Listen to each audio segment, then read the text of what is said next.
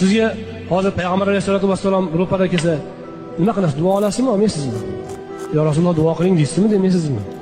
Birinchi bo'lib shu gapni aytamiz. Lekin Rasul akram alayhisolatu vassalomni biz ko'rmasak-da, u zot hammamiz uchun umumiy duoni qilib qo'yibdilar. Qilganda ham juda qamrovli duo qilgan ekanlar. Xudo yorla qilsin. Rasul akram alayhisolatu vassalomning duolarini olmoqchi bo'lsangiz, eshigi ochiq ekan. Yopilmagan. U zot o'tib ketganlar, lekin duolari qiyomatgacha turadi. U duoga erishish uchun ortiqcha mashaqqat ham yo'q oldingidek. Hadislarni ulashing. Ulashayotganda falonchi domlaning gapini ulashyapman demang.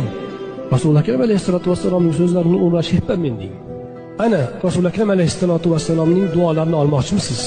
Marhamat. U zotning hadislarini ulashing. Yo'q tutuymasini bosing. Rasulullohning hadislari so'zlansa tik ketavermang. Alloh rozi bo'lsin, yaxshi ekan deb ko'maklashing. Yo'q tutuymasini bosing. Boshqalar ko'rsin, mana uni bosganda, mana Rasulullohning hadislarini eshitganda yo'q tutuymasini bosish kerak. Rasulullohning hadisi yoqmasdan nima yoqadi sizga?